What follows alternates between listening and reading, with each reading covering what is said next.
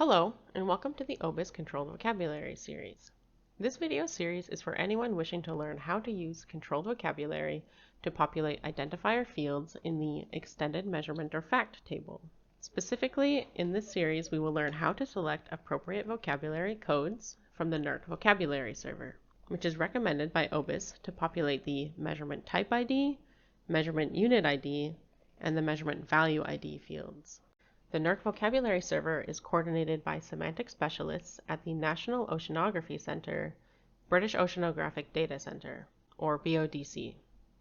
It provides access to a wide variety of vocabulary collections, and OBIS recommends use of these collections to populate the aforementioned measurement identifier fields. It's important to know why we use controlled vocabularies in the first place. Oftentimes, unconstrained free text is used to populate the measurement identifiers in the eMoF table, and this leads to inevitable semantic heterogeneity, i.e. a lot of differences, in the spelling, abbreviations, language, and so on, and this can be difficult to capture for effective data use. For example, think of the many different ways you could record a measurement for weight. There's wet weight, dry weight, and all the different spellings and short forms for weight. Thus, by populating the measurement type ID, measurement unit ID, and measurement value ID fields with unique resource identifiers, or URIs, we know exactly which definition of the measurement is being used, and ensure that the data is more interoperable and fair. But choosing the right vocabulary term can be challenging. That is why the OBIS Vocabulary Infrastructure Project team has developed this decision tree alongside members of the British Oceanographic Data Center, or the BODC. This tree will help guide you in selecting the most appropriate vocabulary terms for your measurement. This decision tree is also available from the OBIS manual. You can see the video description for important links.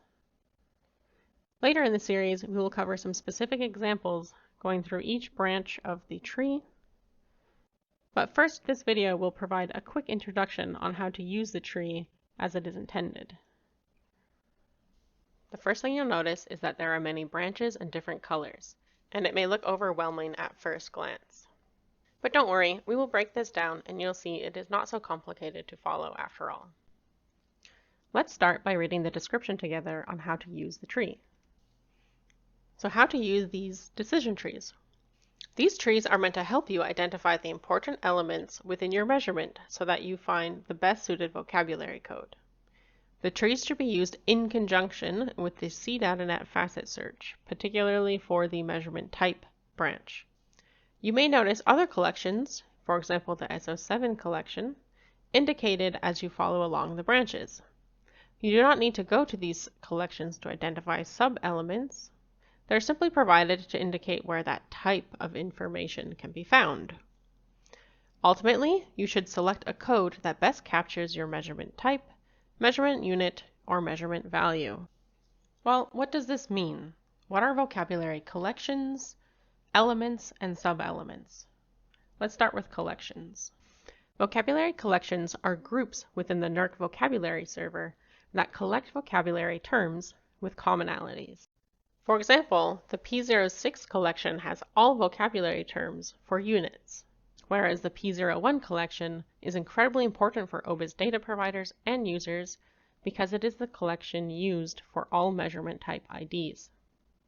For more important background information on vocabulary terms and the semantic model that underlies P01 codes, please see the links in the description. So what are elements within a measurement, and what are sub-elements? Well, each vocabulary term is composed of different elements that capture features about that particular measurement.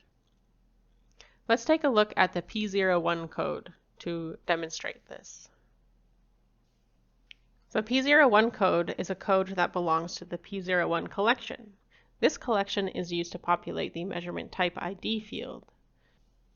P01 codes are based on a semantic model with 5 potential elements.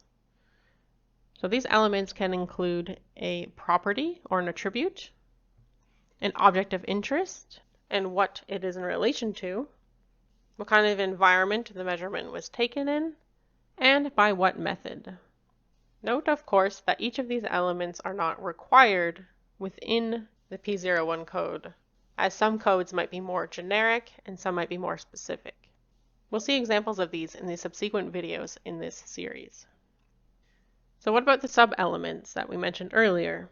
Each of these elements can have sub-elements, and a sub-element is more specific than an element, of course. So, for example, if the environmental matrix was the water body, a sub-element of that would be particles within the water body that are below 2 micrometers. Next, let's discuss the different colors in this tree. So we have provided a guide here to remind you what each color means. This first block of a light red color indicates that a step is strongly recommended to consider or to follow. The next one, light yellow, are steps in the tree that are optional to consider. This may include optional vocabulary collections that are provided as a reference. Any block in light green are steps that have a predetermined answer. Note that these are not very common in the tree.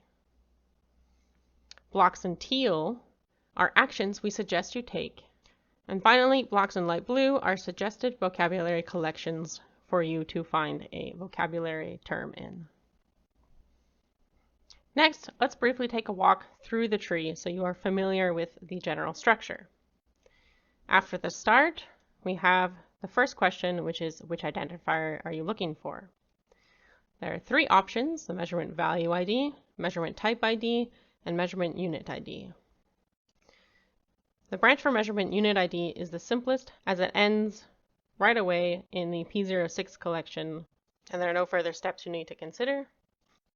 The measurement type ID branch is perhaps the most complicated, as it has several sub-branches underneath the question, which type of measurement? So there are branches for biological measurements, chemical measurements, and physical or abiotic measurements. Finally, there is a side branch here with guidelines on what to do if you could not find a suitable measurement ID. And then there's the branch for measurement value ID, which at the time of this video is relatively straightforward, but is under development. You'll note that measurement value ID suggestions will point you to various collections, and these may or may not be within the SeaDataNet facet search. Speaking of the SeaDataNet facet search, let's quickly take a look at what this search interface looks like. This is the vocabulary search interface we suggest you use alongside the decision tree. Note that this particular facet search focuses on the P01 collection, and so you should use this facet search when you're looking to populate the measurement type ID field. You will not be able to use this interface to find vocabulary terms from the S06 collection or some of the other sections, as it only provides P01 codes. However, we do find it quite useful because it breaks down the different elements within a P01 code in sections that can be useful during your search.